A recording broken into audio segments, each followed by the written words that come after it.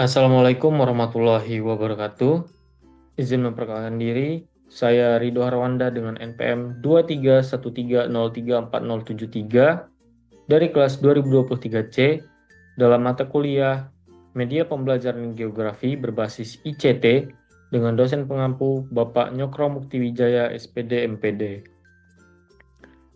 Di video kali ini saya akan menjelaskan sedikit tentang geografi regional dari benua Amerika.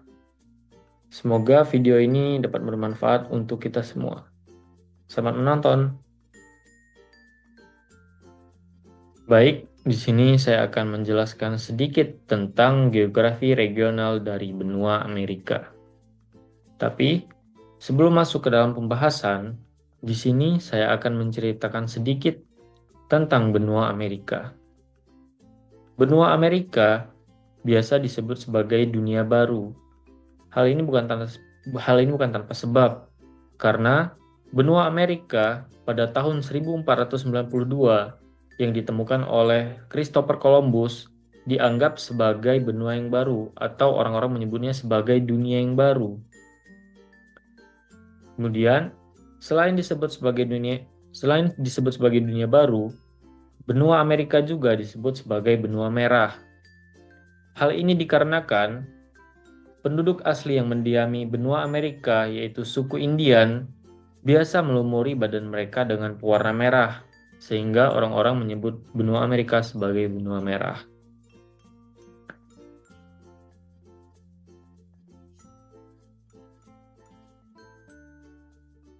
Nah, setiap daerah pasti punya lokasi astronomis atau letak astronomisnya. Nah, di sini benua Amerika memiliki letak astronomis yaitu di 83 derajat lintang utara sampai dengan 56 derajat lintang selatan, yang menandakan benua Amerika dilalui oleh garis ekuator ataupun garis khatulistiwa. Selain itu, benua Amerika juga terletak di 35 derajat bujur barat sampai dengan 170 derajat bujur barat. Nah, karena terletak di bujur barat inilah, maka benua Amerika ataupun negara-negara yang berada di benua Amerika disebut sebagai negara barat. Nah, letak astronomis ini juga berpengaruh kepada iklim yang ada di benua Amerika. Benua Amerika sendiri memiliki 4 iklim, yaitu yang pertama iklim tropis dikarenakan dia dilewati oleh garis ekuator, kemudian iklim subtropis ataupun iklim dingin, yang ketiga iklim kutub karena beberapa daerah dari benua Amerika berbatasan langsung dengan daerah-daerah kutub. Kemudian iklim yang terakhir yaitu iklim gurun. Hal ini dikarenakan daerah-daerah di Amerika Utara seperti Meksiko didominasi oleh daerah-daerah gurun.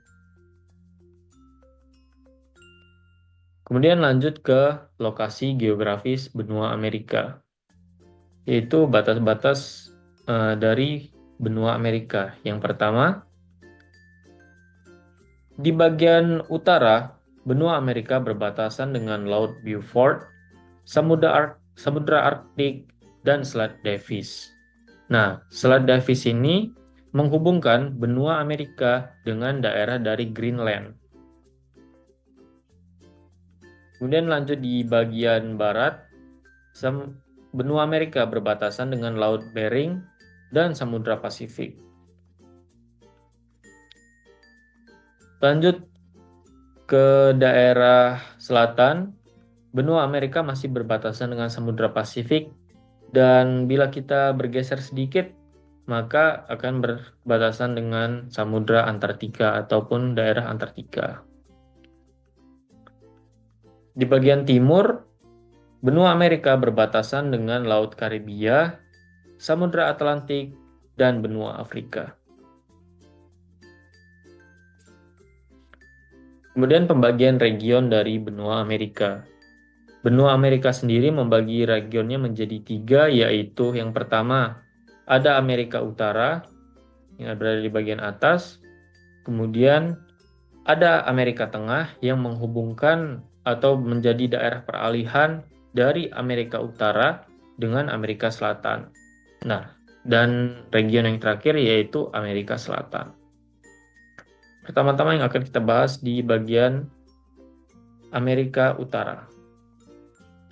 Nah, di Amerika Utara ada 3 negara utama, yaitu yang pertama ada Kanada, Amerika Serikat, dan Meksiko, serta beberapa negara-negara biasa seperti Kuba, Haiti, Bahama, dan Republik Dominika.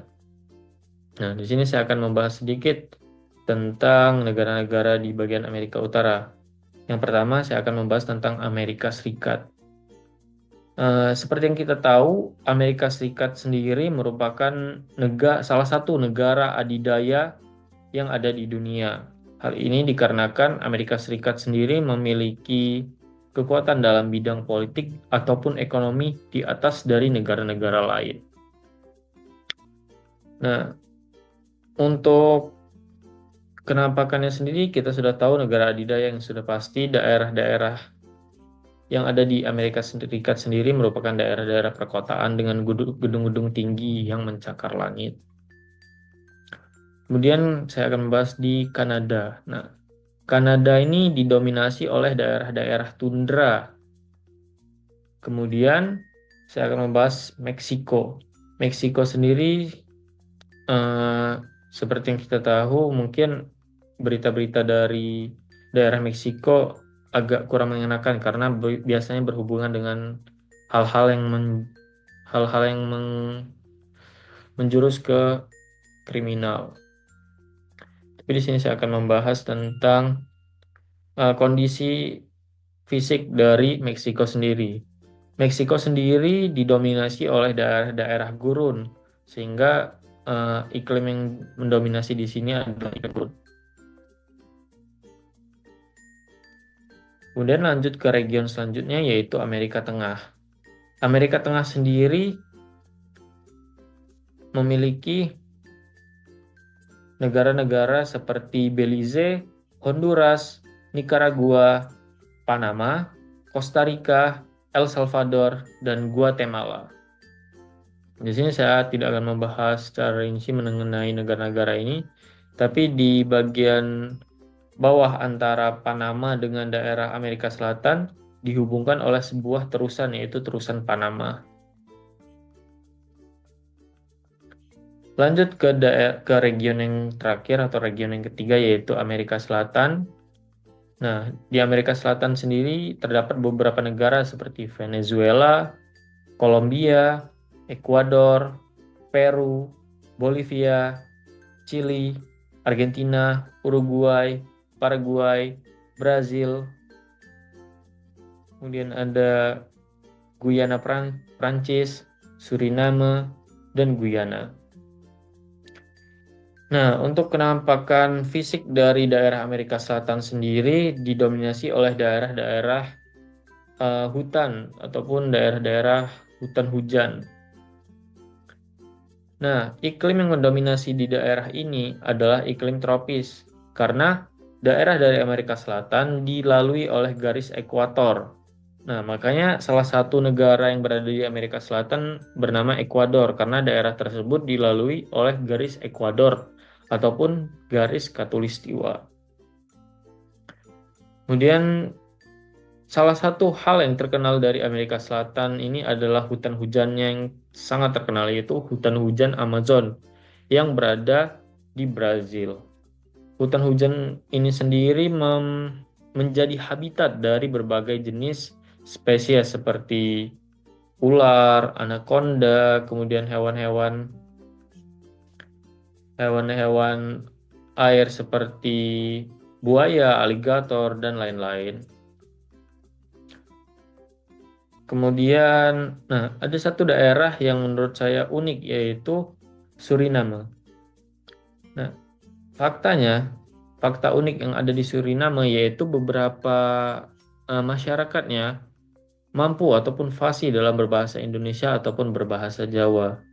Nah, hal ini dikarenakan pada saat masa penjajahan, beberapa penduduk di Indonesia diimigrasi ke daerah Suriname yang menyebabkan beberapa ataupun bisa dikatakan banyak dari orang-orang Indonesia yang menetap di sana. Dan sampai sekarang beberapa masyarakat di daerah Suriname sendiri mampu untuk berbahasa Indonesia ataupun berbahasa Jawa.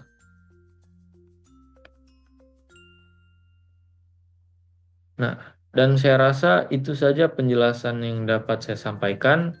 Apabila terdapat kata-kata ataupun ucapan yang tidak mengenakan dan kurang untuk didengar, saya mohon maaf. Saya akhiri. Wassalamualaikum warahmatullahi wabarakatuh.